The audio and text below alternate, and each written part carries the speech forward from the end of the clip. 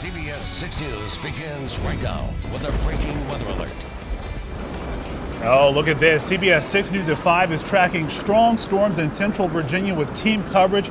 This is a live shot right now from Broad Street in our studios right now along the 3300 block of West Broad Street. Hailing. You can probably hear it in our microphones right now. I'm wondering if you can hear it over the microphones. I feel like I have to shout just so you can hear me. It's that loud on our ceiling. I'm Julie Bragg. And I'm Lorenzo Hall. Let's head over now to the Weather Center. We have meteorologist Mike Stone and our chief meteorologist Zach Daniel tracking this storm right now. Bring us up to date, guys. This is impressive. It is a roar here at the station, a combination of large hail and strong damaging winds. We had reports of trees down in the west end of Richmond. Okay, the Comfort Inn right across the street here at WTVR, the windows blown out of the Comfort Inn. Just getting that report. Let's go to Sky Tracker real quickly and pull that shot up. You guys can pull it up full. All right, there's a shot. There's the Comfort Inn. Are we looking at windows that are blown out there? Is that curtains? Curtains. Those are curtains. So, yes, there are curtains blowing out of the windows of the Comfort Inn.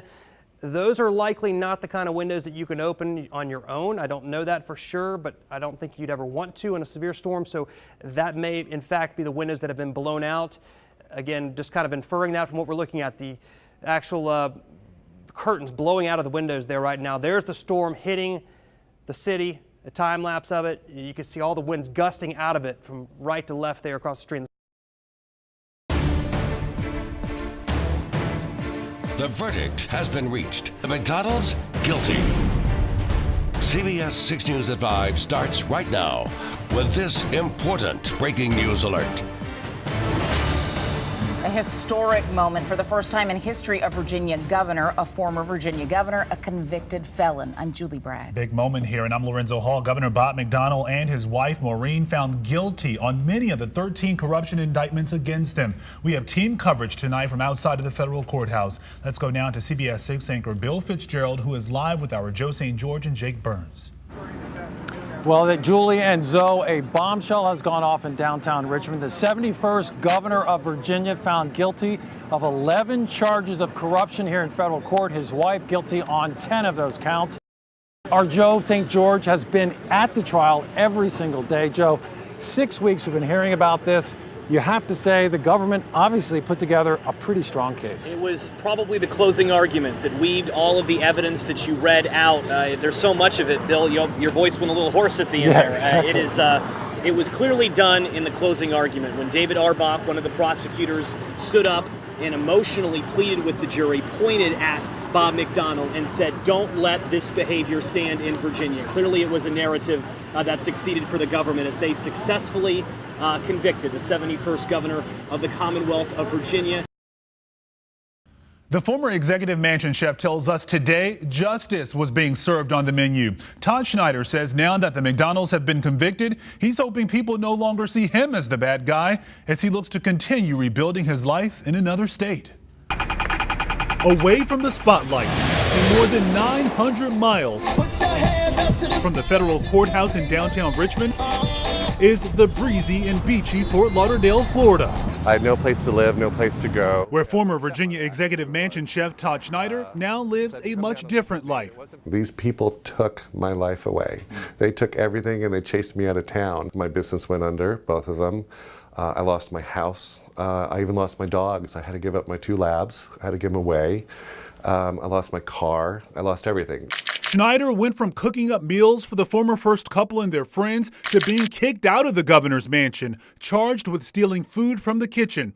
After months of fighting the felony charges and with accumulating legal fees, Schneider says he had no choice but to take a plea agreement on misdemeanor embezzlement charges. It was the best thing to do economically for me. But one thing is, I am not guilty, and I wouldn't say I was guilty. He tells us he wished Bob and Maureen McDonnell spoke up for him to explain a barter agreement he says they had in place, letting him take food from the mansion in lieu of money he was owed for past events. I felt like I went up to my parents and they just shut the door in my face and said, "Get out." So I was hurt. And that's how I've been with the whole time with them. I'm not mad at the McDonald's. I'm not a disgruntled employee. I'm a hurt family friend is how I would say. The last time Schneider saw the McDonald's in person was back in early 2012 after cooking them dinner here at the mansion. He says shortly after he was escorted off of the property by state police, and from there he would never see the McDonald's in person again.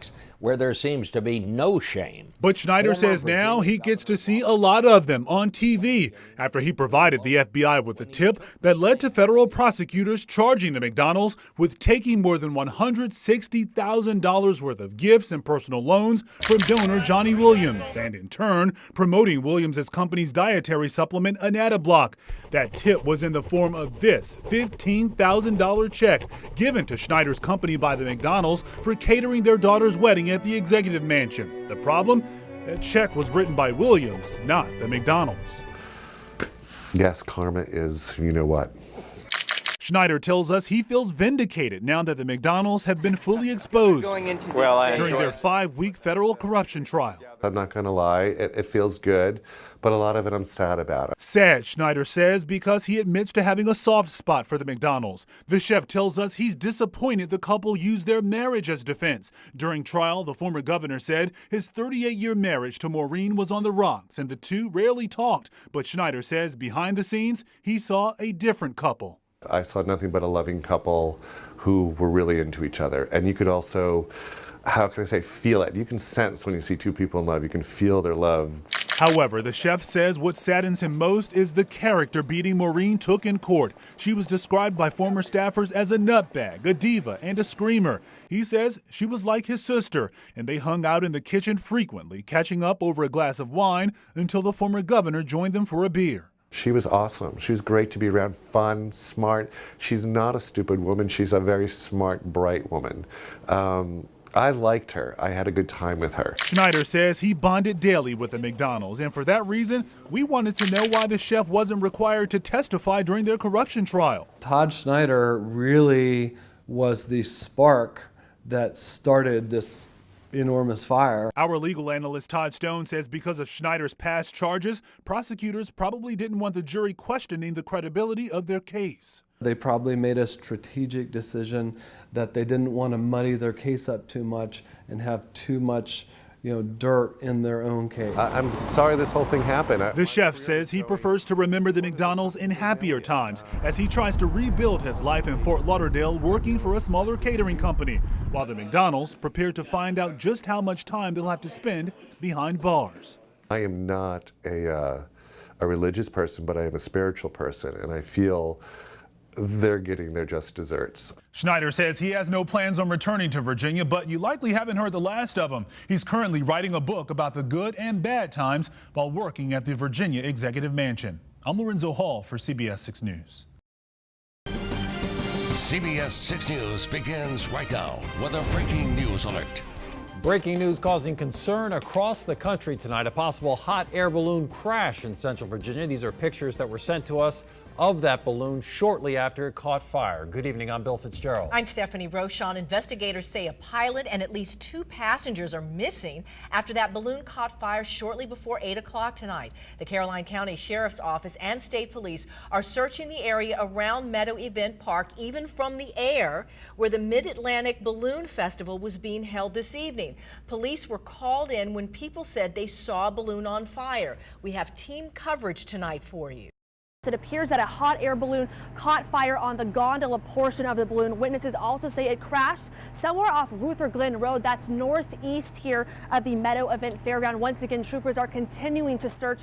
The FAA is also on scene assisting with this investigation. We ran into a woman who witnessed that hot air balloon fly over top of her house, and she said she even witnessed some of the debris falling from that balloon. Oh my God. Take a listen. Just like a firework or something like that, and then we remembered that the balloon festival was in Doswell, and all of a sudden my boyfriend, came running out, and he's like, "Oh my God!" He's like, "Look at the sky!" He's like, "The balloon's on fire," and all we seen was just stuff like falling from the sky, the basket, the balloon, everything was on fire. And I said, "Oh, please God, tell me that there's not anybody in there." We have a new picture that we want to show you. This came in just moments ago from a woman who says she saw 2 people jumping from that burning gondola. She said she snapped this picture immediately. You can see she's fairly close to the balloon as it appears to be headed down on fire. Again, she says she saw 2 people jumping from that site. CBS 6 News at 5 starts now with breaking news. It's almost 5 o'clock and there's a major break in the case of missing UVA student Hannah Graham. I'm Bill Fitzgerald. And I'm Julie Bragg. We were the first to tell you state police say forensic evidence links Graham's accused abductor Jesse Matthew to the murder of a Virginia Tech student nearly 5 years ago. Lorenzo Hall is anchoring our complete coverage from Charlottesville. Lorenzo. Yeah, Julie, Virginia State Police are calling this new link a significant break in the murder of Morgan Harrington, which dates back to 2009. I'm going to bring in our Laura French now. She broke these developments during our new newscast today. And Laura, as police are saying, this is a significant break. A huge break, and one that we learned about last week, but we chose to hold on to this information because this case is obviously a sensitive issue. We want to make sure that we're not getting in the way of their investigation. But again, we were able to confirm today that Jesse Matthew Jr. has been linked, forensic evidence has linked him to the Morgan Harrington case from 2009. Thank God. Thank God. This has been a long time coming. An overwhelming sense of cautious relief as news that CBS 6 exclusively broke spread through the Charlottesville community and on grounds. He's not out there anymore, so it is a great relief. The Virginia State Police confirming that Jesse Matthew Jr., the suspect behind bars for abducting second-year UVA student Hannah Graham, is forensically linked to 20-year-old Morgan Harrington on the night the Virginia Tech student disappeared after leaving the John Paul Jones Arena October 17, 2009. Her body discovered 3 months later on this Albemarle County farm. Her parents from that January 2010 day on a mission to find their daughter's killer. This is a homegrown predator, local boy. He knows this community well. He's very familiar with this community. VSP is calling this forensic link a significant break in the case. The Harrington family and this entire shaken community calling it a relief. Hearing like this connection, it's a start, we want to make sure that everybody around grounds is safe. My mom has been really worried about the safety of Charlottesville, and it's really reassuring now to know that the guy who's suspected in the Hannah Graham and Morgan Harrington cases has been caught. To think that this might be over now, it's awesome.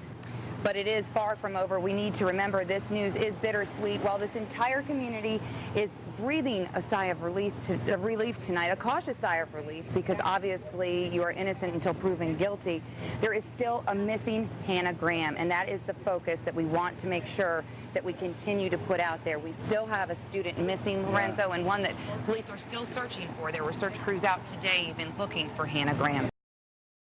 You're watching a CBS 6 special presentation of Heroes Among Us with Greg McQuaid. Well, good evening. I'm Greg McQuaid. People all around us are doing amazing things for others each and every day. Simple acts of kindness that might go unnoticed. We call these people Heroes Among Us, and tonight we'll highlight their inspiring stories. We begin with a retired educator whose persistence is the reason so many of us get to enjoy nature by helping save Richmond's parks. Come on, baby boy. Kathy Prophet and Max. It's so nice today. Fixtures at bucolic Bandy Field. It's my heart and soul. But among these tranquil trails and trees, a battle has been raging around these best friends for 15 years. Good boy. At stake, the future of Kathy and Max's urban oasis. I don't know what I'd do if I didn't have this place here. Deemed excess land, Richmond leaders considered selling the property to the highest bidder. The plans were met with fierce resistance. Well, the fight began in 1999. Leading the charge, my full name is Charles Kemper Price. A 75-year-old former educator who never thought much of land conservation. This was sort of a calling. But Dr. Charles Price just couldn't stomach the thought of stores and subdivisions rising on this spot. It sort of instills in you some solemnity and tranquility. Dr. Price, along with the Friends of Bandy Field, started lobbying City Hall to save the 18 acres without much luck. Months of rejection turned into years, but Dr. Price wouldn't be discouraged. Dr. Price set his sights on the much larger James River Park system. You don't get to commune with nature when you have nothing but concrete, glass, and steel. In 2009, a conservation easement was placed along the shoreline, meaning no development now or forever. We're going this way. But Bandy Field had no such protection. City Hall wasn't budging, but Dr. Price kept pushing. Parks belong to the people. Price's dogged persistence finally pays off. City Council reverses course and in March voted to protect Bandy as well. Like Motel 6, he's kept light on this issue for 15 years. How excited is Kathy? I was speechless. I didn't know what to say. During a recent walk, she met the man responsible for saving her favorite spot. Oh, thank you so much. While most people his age choose a slower pace or rounds of golf, Dr. Price actually dedicates his retirement to saving our open space. I would make that sacrifice again. Dr. Charles Price, a humble man who shies away from the spotlight, but he relishes knowing best friends who come after him will enjoy the fruits of his labor. The glorification comes when you accomplish what some people would consider an insurmountable goal. I'm right beside you, baby. Come on. Well, Dr. Price doesn't want credit for saving Bandy Field. He says it was a sort of team effort that he hopes will inspire others to save our natural resources.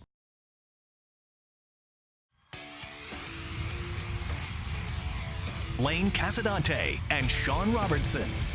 CBS 6 Sports presents Final Score Friday. Sponsored by Woodfin, your #1 faithful friend. Good evening, everyone, and happy Halloween. Welcome to week 10 of Final Score Friday. Agents J and K here with you tonight, along with the ladies from Lee Davis High School. Happy to have the Confederates with us. Our game of the week could be repeated again here in a couple of weeks with a far more on the line as Atlee visited Highland Springs. Now, both of these teams should make the playoffs, but a Raiders win tonight could get them at least one home game. And the Springers were trying to protect the #1 seed in Group 5A South. Let's go to a highlights for our game of the week. The Raiders have won 2 of the last 3 in this series, but it was senior night over at Highland Springs. Second quarter, 17-0 Springers. Jawan Carter over the middle to Kavon Wallace, who is gone. 68 yards for the touchdown. The Springers with a 24-0 lead. Another blow to the Raiders in the game. Ricky DeBerry had to leave early with a shoulder injury. No word on if he will play next week against Lee Davis. Atlee would try to rally around their fallen teammate. Rashad Harris, the fade to Zach Jacobs for the touchdown. 24-16, the Raiders cut the lead in the second. Highland Springs would have an answer. Carter with one of his 6 touchdowns in the game to Marcus Taylor over the middle. 37-16, the Springers would lead at the half. Third quarter, the Springers would pull away on the play of the year right now. Malik White's pass juggled and picked off by Casey Hinton with a one-hand grab. House call for Hinton, 87 yards on the pick 6. Highland Springs would force 6 turnovers in the game as they remain unbeaten at 9-0, 65-37 the final over Atlee. A Richmond tradition. You're watching a CBS 6 special presentation. Welcome to the 31st Annual Dominion Christmas Parade from the Science Museum of Virginia with your host, Rob Cardwell, Cheryl Miller, Greg McQuaid, and Bill Bevins. This morning's presentation is sponsored by Dominion, the City of Richmond, and Rick Hendricks Chevrolet Buick GMC. And now, welcome to the parade.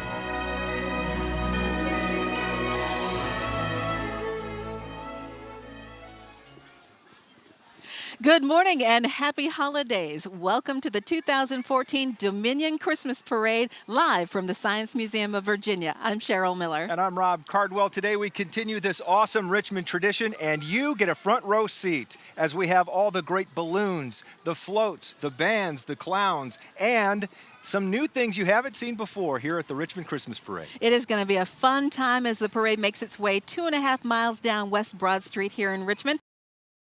Greg's going to go out there and try to get up. I'll tell you, it's always a party with Barney. You got it. It's a great day. We love the Christmas parade. Great to have everybody out. Weather's good. Murph's got his reindeer. It's always got his special magnets. We're having a great time. Hey, what does this parade mean to you and all the squirrels, man? It's community, and that's what we are. We're community. We're not just a baseball team, and this is the epitome of what community is. I'll tell you, buddy, it's going to be tough to get off this float. Party. Happy holidays. Merry Christmas to you. There is Santa. Santa is here. Santa has arrived on the Union First Market Bank float. Richmond-based Union First Market Bank pleased to sponsor the legendary Santa float here at the 2014 Dominion Christmas Parade. Union, a proud part of the communities they serve, and donate more than 50,000 hours of time volunteering in our communities. The legendary Santa Claus float, that's what all these kids have been waiting for here outside of the Science Museum of Virginia. Well, it's a sad truth that many women will unfortunately hear in their lifetime. The words, "You have cancer." Breast and cervical cancers are among the most common cancers in women. Worldwide, they're among the most deadly if not caught early. Two of our colleagues here at CBS 6 know those statistics all too well. Our Tracy Sears was diagnosed with invasive cervical cancer when she was 3 months pregnant with her daughter. Our audio operator, Yvonne LeBron, was just 30 when she was diagnosed with stage 3 breast cancer. Both were healthy young women. Tonight, they're sharing their stories, hoping you can learn what you need to know about being an advocate for your own health amidst changing coverage and conflicting health recommendations. Mic check, Tracy. Mic check, Tracy. Check, check, 1, 2, 3. Mic check, 1, 2, 3. In our busy newsroom, We begin with breaking news. with long hours and tight deadlines, Thank you for being with us. there's a bond we all share, forged in a job that is unlike any other. This is not the first time the school. But for Yvonne Labrit and myself, it's a connection that has grown even stronger over the past year. I'll never forget when I heard the words, "You have cancer." What was your reaction? Instantly, crying, bawling. Not why God, why me, but more so like, I'm 30. In November, Yvonne learned that she had stage 3 breast cancer, and I learned that I had invasive cervical cancer. I was 38 and pregnant with my 3rd child. I was terrified, not for myself, but the life of my unborn baby. A third of women with cervical cancer die. And to me, it is the most heartbreaking thing that I do. Because unlike many cancers, Dr. Cecilia Boardman says cervical cancer is among the most preventable. With our 3D imaging, we can. In the world of breast cancer, radiologist Dr. Scott Summers says the same thing holds true. It is never easy to tell someone they have cancer, but I feel better about it when I can tell them we caught it early. For Yvonne, that diagnosis did not come early enough. She's undergone a double mastectomy, weeks of radiation and chemotherapy, a burden that has taken its toll. Last day of chemo. Despite her high spirits and strong support system. It was to the point where I was trying to shower and I couldn't even shower myself. I couldn't bathe myself. I felt, oh my goodness. It felt like death, you know, like that was the lowest point. I just wanted it to be over. For me, that low point came in March during my 2nd surgery, when I had to give birth 6 weeks early to undergo a radical hysterectomy. That kind of good for lungs that she's crying and everything. My baby, her tiny lungs not quite developed, struggled to breathe and was put on a ventilator. My guilt was overwhelming. It's the reason I'm telling my story now, and so is Yvonne. What kept you going?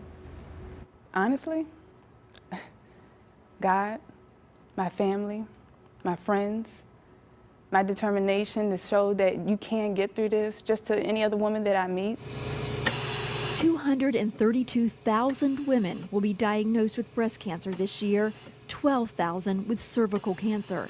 Yet the national guidelines are scaling back. In the field of cervical cancer, the U.S. Preventative Services Task Force, an independent group of national healthcare experts, is now recommending that women get pap smears every 3 to 5 years instead of every year, unless they have an abnormal pap result or they test positive for the human papillomavirus, a virus that affects 80% of the population. One of the reasons why the screening guidelines have changed in the past few years is that the progression from HPV infection to precancer to invasive cancer is actually fairly slow. But in some cases like mine, the cancer is more aggressive. Up until my pregnancy, I had never had an abnormal pap smear. So despite my own doctor's advice back in 2012, I let more than a year lapse between tests. Still, my doctors were surprised by the cancer's progression in that short time. And that's the issue that we struggle with.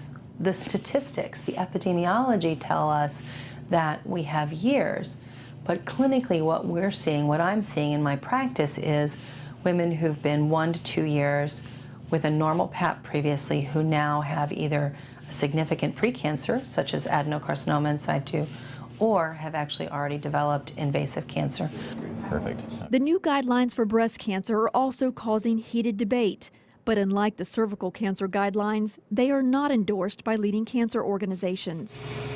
The same task force is now recommending that women age 50 and above, no longer 40, get mammograms every other year instead of annually. Just take it one day at a time. The task force argues screening younger women is difficult because of dense breast tissue. Therefore, more patients are getting false positive results and being exposed to unnecessary testing. Nipple has to be centered. But at the Ellen Shaw de Paredes Institute for Women's Imaging, doctors are now using state-of-the-art 3D technology that's catching cancer in younger women. When you talk about costs of early detection versus late detection in cancer, the difference could be 100 times as much. The guidelines are just that, they're guidelines. While doctors like Leah Moore-Burke say they'll continue to use their best clinical judgment, they say patients must also be proactive. The Gardasil vaccine, for example, could eradicate cervical cancer for future generations. Let's say we vaccinated 80% of all 11 and 12-year-old girls and boys. We would reduce cervical cancer by 53,000 cases in their lifetime. While that vaccine was not available to my generation. All right, Maddie. Hey, can we just do good things? Okay, we'll do good thing. Today, I am cancer-free. Yvonne recently finished her last treatment with a good prognosis. It hit me afterward. Yeah. Is it hitting you now too? Yeah. I've had my emotional days. While yes, statistically, our stories are more rare. There you go, Daddy. That one's for Mommy. They are still happening to women just like us. Kids. Mothers and daughters, wives and sisters. Tracy, I appreciate you. Oh my goodness, it's kind of healing. And it's our hope that we can make a difference. You have a life to live, and you have somebody to live for.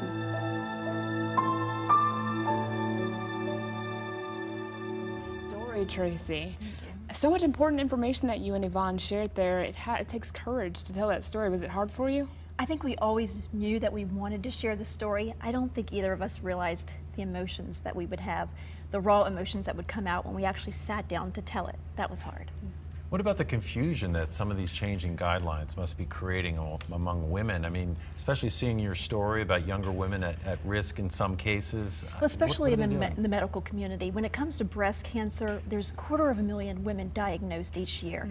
That's a lot of women. So there's a lot of people that say, if we're getting even younger women, like Yvonne, those under 40 where the cancer is more aggressive, why are we moving the age up?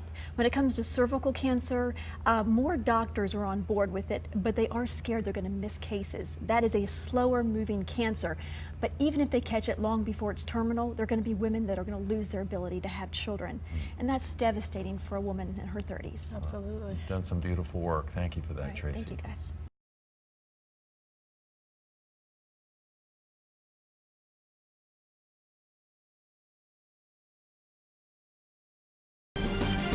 CBS 6 News begins right now with a breaking news alert. Breaking news causing concern across the country tonight. A possible hot air balloon crash in Central Virginia. These are pictures that were sent to us of that balloon shortly after it caught fire. Good evening, I'm Bill Fitzgerald. I'm Stephanie Rochon. Investigators say a pilot and at least 2 passengers are missing after that balloon caught fire shortly before 8 o'clock tonight. The Caroline County Sheriff's Office and State Police are searching the area around Meadow Event Park, even from the air, where the Mid-Atlantic Balloon Festival was being held this evening. Police were called in when people said they saw a balloon on fire. We have team coverage tonight for you. We begin with Chelsea Rarick, who joins us live from the Meadow Pavilion. And Chelsea, what have police said about the evidence of that crash? Well, police haven't given much details yet, but here's what we know right now. Troopers and other crews are actively searching the ground for any possible wreckage. They tell us that based on witness accounts, it appears that a hot air balloon caught fire on the gondola portion of the balloon. Witnesses also say it crashed somewhere off Ruther Glen Road. That's northeast here of the Meadow Event Fairground. Once again, troopers are continuing to search. The FAA is also on scene assisting with this investigation. Now, right now, there are no injuries or deaths confirmed, but state police do tell us they believe that a pilot and 2 passengers were on that hot air balloon, and here's what they know about them so far. And we've been actively searching since we received notice of this shortly before 8 o'clock. At this point, we've found no wreckage. We have no confirmation of any injuries or deaths. However, based on witness accounts, it does appear that a hot air balloon did catch fire. Once again, troopers still searching for any type of wreckage, and based on witness accounts that the gondola portion of that hot air balloon caught fire. We were expecting to get an update around 10:40 on any more details, but we're still awaiting those from state police. Guys. Chelsea, we've also heard that the event is now canceled for the weekend. Have you been able to talk to anybody who was visiting that area? What's the mood like there now?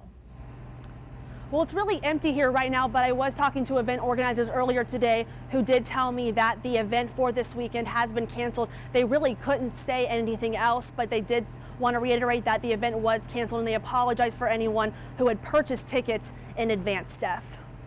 Thank you, Chelsea.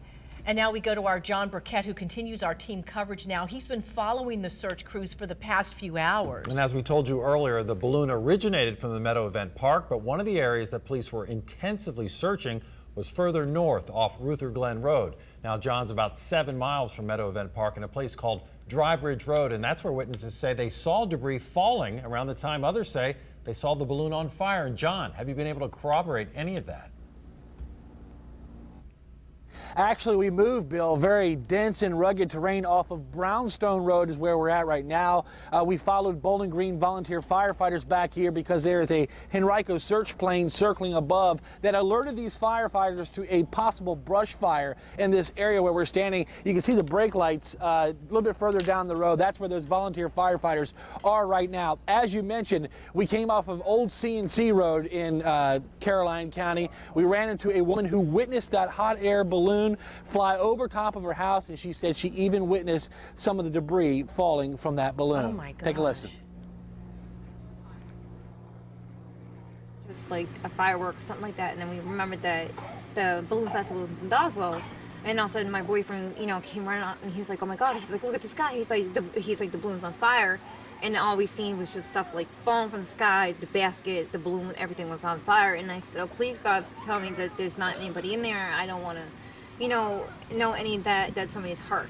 And all of a sudden we just started seeing stuff falling from the sky. And you don't know what you saw falling? No, I don't.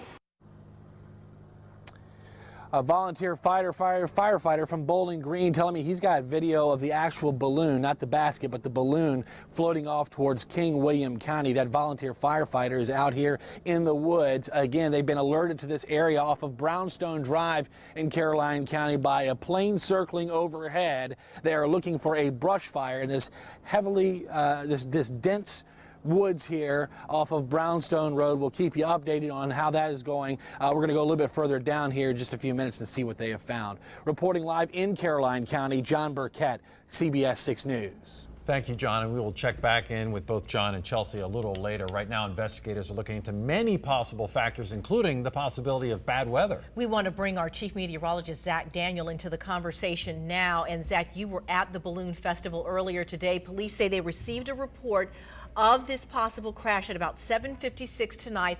What were the weather conditions like in that part of Caroline County around that time? Well, here's what Doppler radar showed. We did have a few little showers trying to develop back to the west, about 8 to 10 miles south and west of Doswell. I've got a red circle around Meadow Event Park.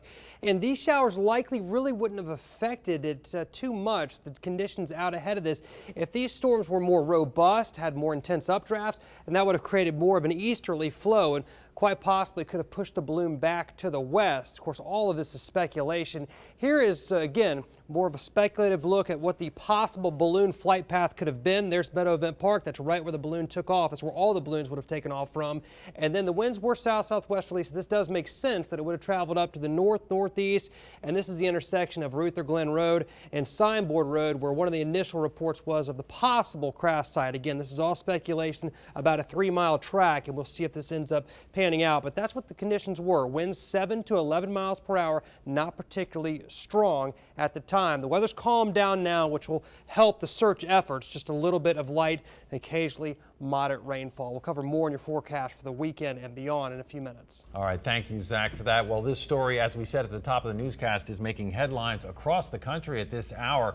Many people wondering if their loved ones who were headed to the festival might be part of the crash. Melissa Hippolyte has been taking calls in the newsroom. She's in our newsroom now with this part of our team coverage. And Melissa, we talked to a man who called from Albuquerque, New Mexico at one point. Yes, we did. I believe he told us that his loved one had been accounted for. However, I've talked to 2 different sets of loved ones who are tied to the same pair of women who are not accounted for at this point. One man told me his fiance went up in one of the balloons at the festival tonight, and he is trying to find out if she might have been inside the balloon that went down. I have also heard from a close friend of that very same girl who says she has still not been accounted for, and her friend who went up with her has also not been reached. The pair, according to this friend, went up with a pilot. Now, as we wait to find out what exactly happened today, I found some information on USA Today's website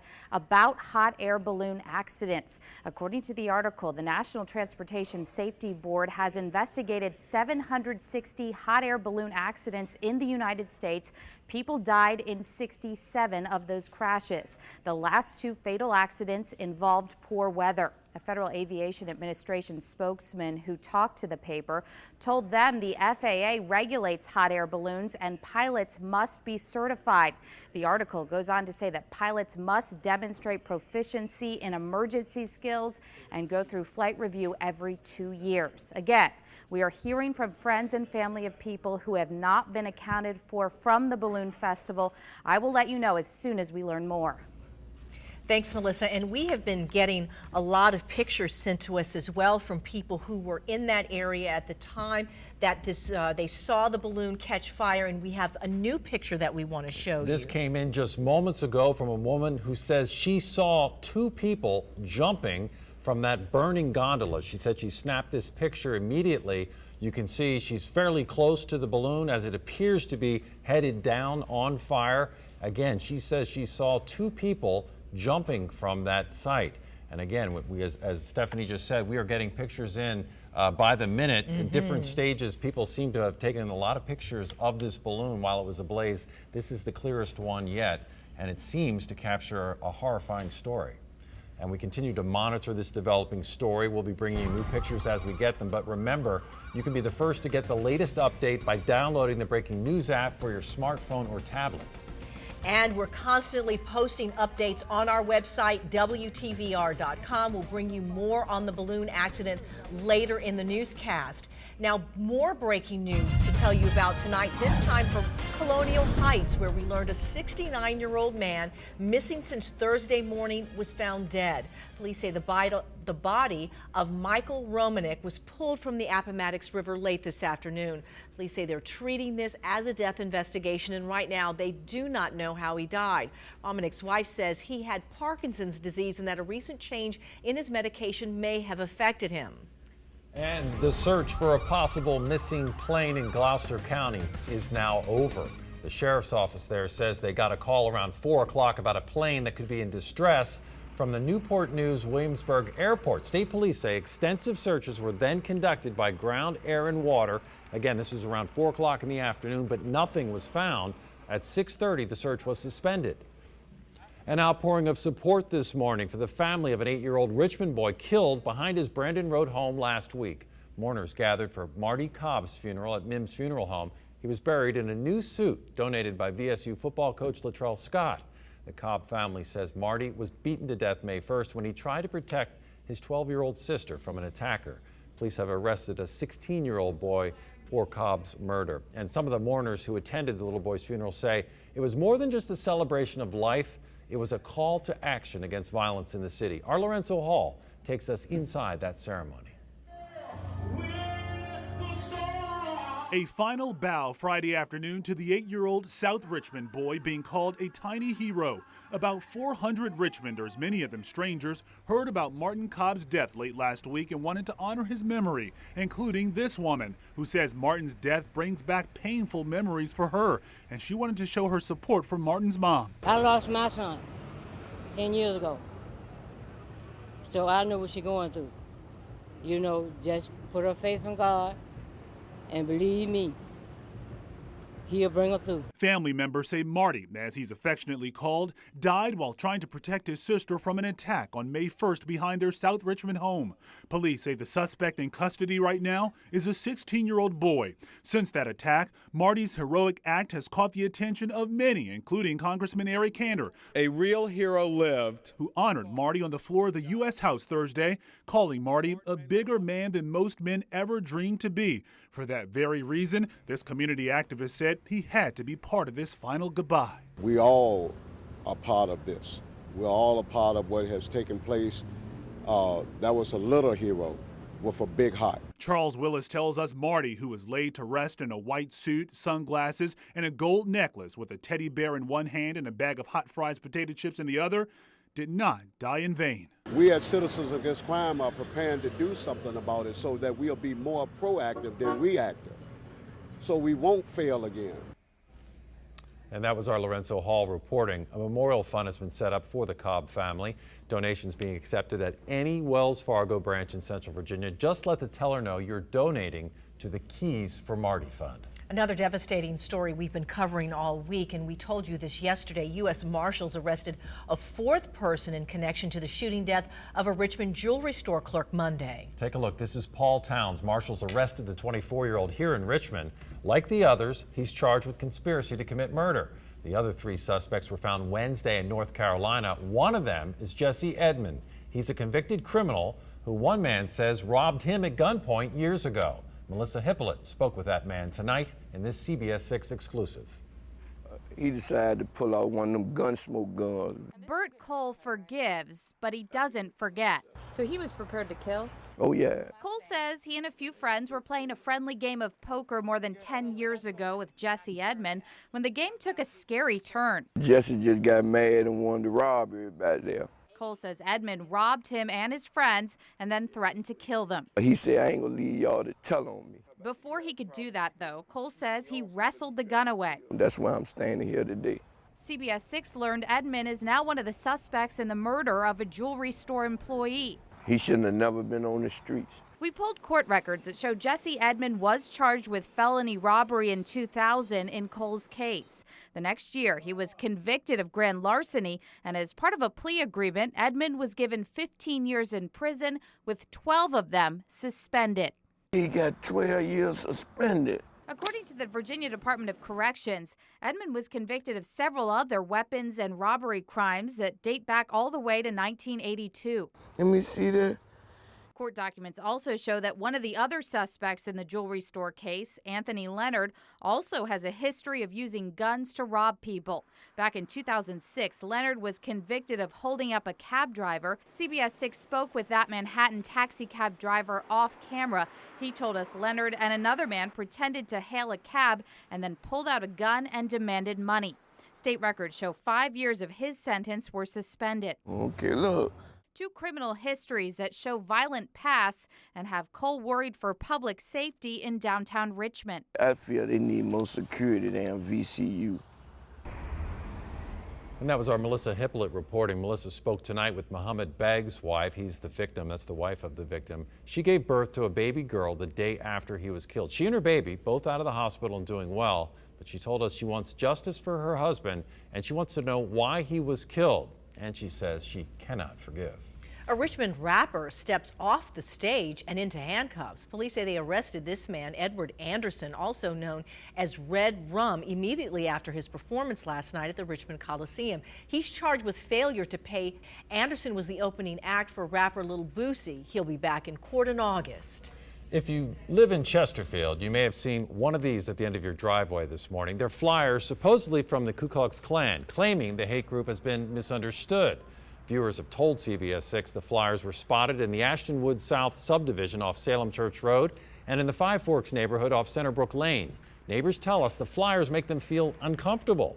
Well, if you find them in your neighborhood, let us know on WTVR.com. R&B singer and Tappahannock native Chris Brown is on his way to jail. According to the Associated Press, Brown admitted to violating the terms of his probation, and he's going to be spending 131 days in jail. That's 4 months.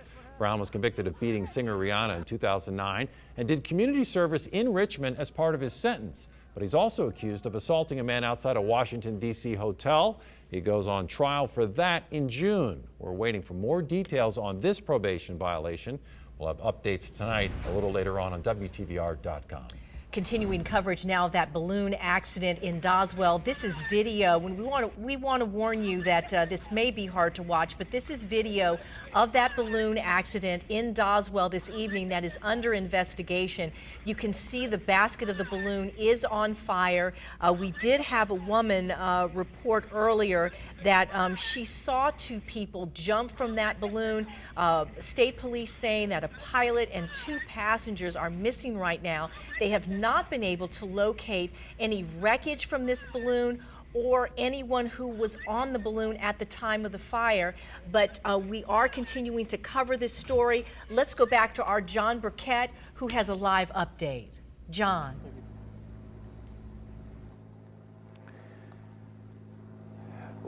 Stephanie, we've seen a gentleman go back and forth on ATV, and about 5 minutes ago, a state trooper came down this road.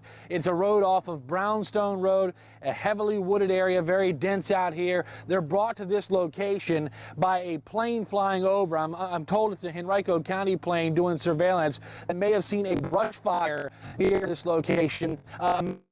Back there from the Bowling Green Fire Department, a firefighter from the Bowling Green Fire Department tells me that they're deep in the woods back there, about 1 mile to 1.5 miles, and that they have not yet found that brush fire that plane is seeing, but that's why they're back there. Again, a state trooper 5 minutes ago rolling through here, an ATV with what looks like a volunteer firefighter on it rolling back out. We have not seen any fire trucks yet come back through here. We are very close to the area where a witness told us earlier that she saw the basket drop off of that hot air balloon. We'll keep you posted and let you know as more information becomes available. Reporting live in Caroline County, John Burkett, CBS 6 News. Thank you, John, for that report. And again, we've been showing you pictures and video, that video that just came in moments ago that appear to show that gondola on fire. It's hard to know from that video whether it was actually coming towards us or it almost looked like it was still rising.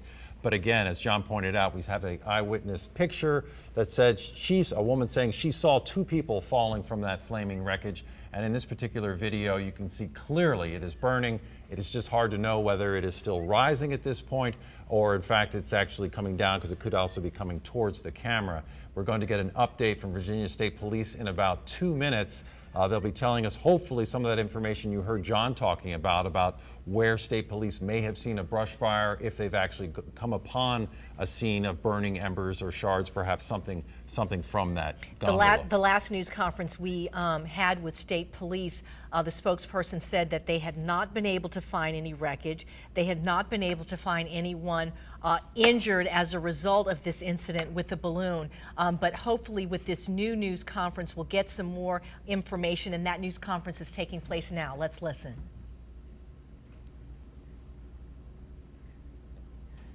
Good evening. I'm Corinne Geller with the Virginia State Police. Just wanted to provide you all with an update on the continuing search for a crashed hot air balloon here in Caroline County. Go ahead and start from the beginning and kind of walk you through it. It was shortly before 8 o'clock this evening when 3 hot air balloons took off from Meadow Event Park and traveled northeast from here, a couple of miles to a designated landing zone. It was a pre-designated approved landing zone. 2 of those 3 hot air balloons safely landed. As the 3rd balloon was making its approach, it did strike a power line and catch fire as a result of that contact. The pilot who was on board the hot air balloon immediately began using the safety maneuvers in an effort to try to get the fire under control, but also It's a mechanism of opening up the top of the balloon because the additional heat generated by that fire causes the hot air balloon to rapidly rise. In the process of that, there were witnesses tell us they heard 2 explosions from the hot air balloon, and at one point the gondola and the balloon separated, and then the balloon took off at a rapid pace. So at this time, we are now searching for actually 2 crash or wreckage sites where the gondola landed and then where the balloon landed. We also know that there was a pilot and there were 2 passengers on board the hot air balloon. We have still not located the wreckage yet, nor have we located any of the individuals on that hot air balloon. We are continuing through the night. We have state troopers, we have Caroline County Sheriff's Office, as well as assistance from the Henrico County Police Department assisting us with the ground search. We also have air support from state police and also Henrico County Police, and we will continue searching through the night. What we are asking for the public's help is that anybody who may have seen this balloon in distress in the vicinity of the Caroline Pines subdivision, we're asking those folks to please call state police at 804-994-5754. Again, anyone who may have seen this balloon, this hot air balloon in distress around the Caroline Pines subdivision, to please call us at 804-994-5754 so we can get your name and your number and follow up with you as we're trying to put together perspectives of where the gondola may have landed and where the balloon may have landed. This is a very rural area because of the terrain, heavy woods, and also the darkness is kind of working against us right now in trying to locate these. However, we will continue working through the night with our various grid searches by air and on the ground in an effort to locate the individuals that were on this hot air balloon as well as the wreckage sites. Does anyone have any questions? Yes, we do have an idea, and we have been reaching out. We'll be reaching out to family members. Unfortunately, we don't have a lot of information because we haven't located those wreckage sites. So we're hoping that folks in the area of Meadow Event Park and the Caroline Pine subdivision may be able to help us to really zero in on where the balloon landed as well as where the gondola came down. From talking with witnesses, do you have any estimate that you're able to release about how high the hot air balloon was when it caught fire? We do have some perspectives on that. I said as it was making its approaches when it came in contact with the power line, and then due to the fire that unfortunately caused the balloon to lift very quickly. And then of course the second explosion caused the gondola and the balloon to separate, and then the balloon took off at a very rapid rate. And that is based on us debriefing the other 2 pilots from the other 2 hot air balloons and then other individuals that have been in contact with us and that were in the vicinity at the time. So they've been able to provide us with a lot of really good information. However, it's a perspective issue. From people on the ground, there's actually mechanisms in place that can help us if they can tell us where they were standing and what they saw can actually give us that distance and that perspective of where they may have actually, came to the ground.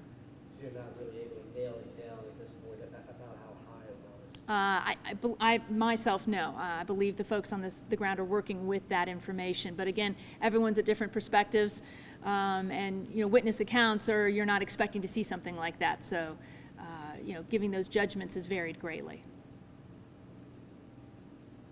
Anybody else? No? All right.